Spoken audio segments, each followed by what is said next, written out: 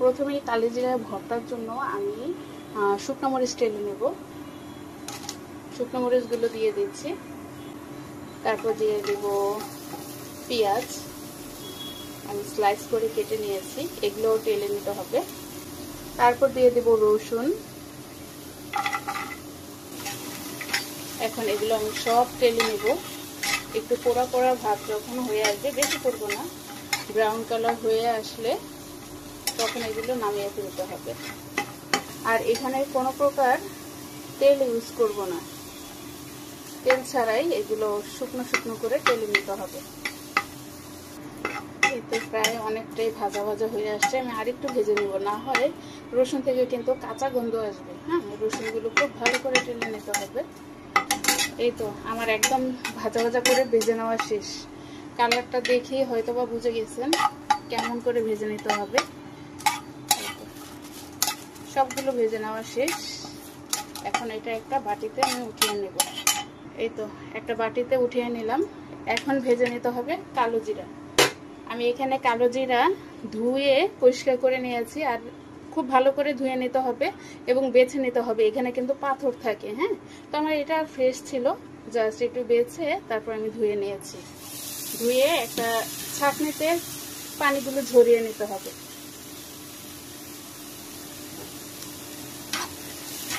তারপর চুলার আঁচ মিডিয়ামে রেখে এটা টেলে নিতে হবে। এই কালো জিরা যে মৃত্যু ছাড়া সকল রোগের ওষুধ, আমরা কম বেশি সবাই জানি। আর যাদের খেতে ভালো লাগে না তারাও খাবেন এটা ওষুধ হিসেবে। তবে এটা অনেক অনেক মজার ভর্তা, ইনশাল্লাহ ভালো লাগবে। এভাবে অবশ্যই ট্রাই করবেন। কোনো প্রকার তেল লাগে না, কোনো কিছু লাগে না, একদম ঝরঝরে কালো জিরার ভর্তা আজকে তৈরি করে দেখাবো। হ্যাঁ, কালো জিরা যেহেতু কালো, তাই এটা কি কালার অবস্থায় ভেজে নামিয়ে ফেলতে হবে তা আমাদের বোঝার কোনো উপায় নাই। তবে একটা টিপস আছে, এই তো এভাবে ভাজতে ভাজতে যখন ছিটফিটিয়ে ফুটে উঠবে তখন এটা নামিয়ে ফেলতে হবে। হ্যাঁ, আর চুলার আঁচ মিডিয়ামে রেখে এটা ভেজে নিতে হবে। বাড়িয়ে দিলে তাড়াতাড়ি পুড়ে যাবে, যার কারণে কিন্তু কালো জিরা খেতে তিতা লাগবে। হ্যাঁ, মিডিয়াম আকারে একদম খুব সুন্দর করে ভেজে নিতে হবে। এই তো যখন এগুলো ফুটে উঠবে তখন ভেবে নিতে হবে কালো জিরাটা ভাজা হয়ে গেছে, আর বেশি ভাজার দরকার নেই। আর কালো জিরা ভাজতে কিন্তু বেশিক্ষণ সময় লাগে না, 2 থেকে 3 মিনিটের মতো মিডিয়াম আঁচে ভেজে নিলেই হয়ে যায়। এই তো কিছুক্ষণ ভেজে নেওয়ার পরে কিন্তু ফুটছে, দেখতেই পাচ্ছেন এভাবে ছিটে ছিটে ফুটে উঠবে। হ্যাঁ,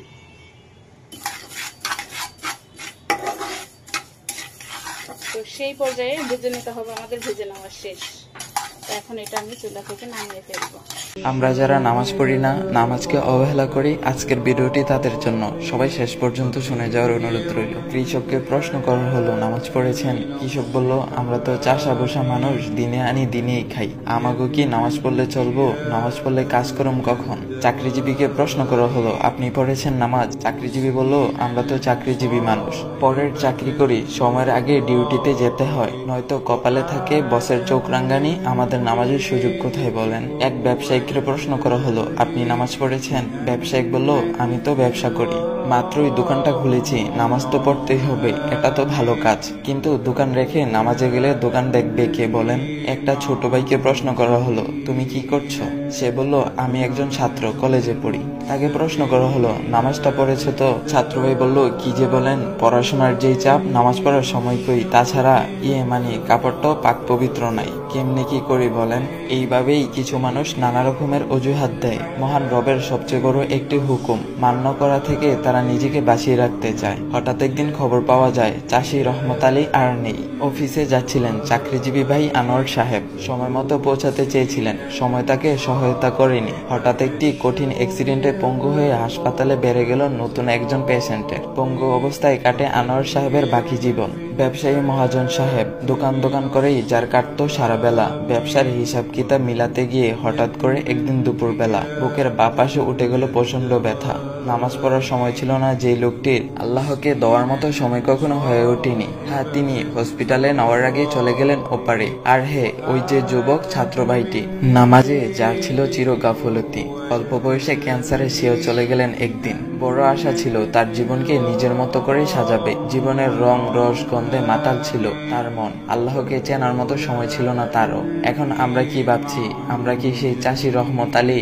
আমরা কি সেই চাকরিজীবী আনোয়ার সাহেব? আমরা কি সেই ব্যবসায়ী মহাজন? নাকি আমরা সেই ছাত্র ভাইটি? এতই তাড়াতাড়ি কি মারা যাব আমি? এখনো তো অনেক দেরি আছে। অথচ মৃত্যু প্রতিদিন আমাদের সামনে থেকে কাউকে না কাউকে নিয়ে যাচ্ছে। হ্যাঁ, যেতে হবে আমাকেও একদিন। রাসূল সাল্লাল্লাহু আলাইহি ওয়াসাল্লাম বলেছেন, বুদ্ধিমান তো হচ্ছে সেই ব্যক্তি যে তার ভুল ত্রুটি নিয়ে চিন্তা করে এবং মৃত্যুর পরবর্তী জীবনের জন্য ন্যায় কামল করে। অর্থাৎ বুদ্ধিমান হচ্ছে সেই ব্যক্তি যে কিনা নিজের দুষ্কৃতি নিয়ে চিন্তা করে, গুনাহের জন্য অনুতপ্ত হয়, তওবা করে এবং মৃত্যুর পরবর্তী জীবন আখিরাতের জন্য ন্যায় কামল করে রাখে। হে প্রিয় ভাই ও বোন আমার, এখনো সময় আছে, খুব বেশি দেরি হয়ে যায়নি। এখনই ফিরে আসুন রবের দিকে।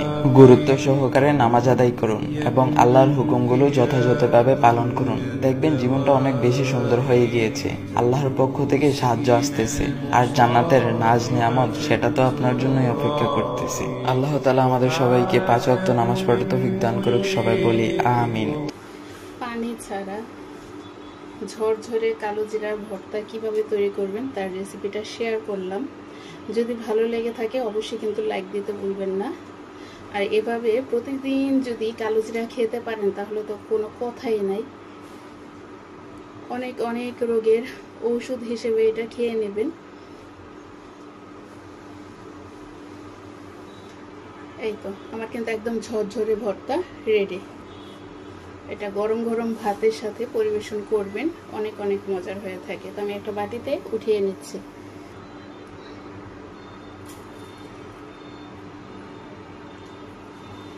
দেখতে পাচ্ছেন মাশাআল্লাহ কতটা সুন্দর ঝরঝরে হয়েছে। আমি একটু টেস্ট করে দেখছি, মাশাআল্লাহ আলহামদুলিল্লাহ সবকিছু একদম পারফেক্ট।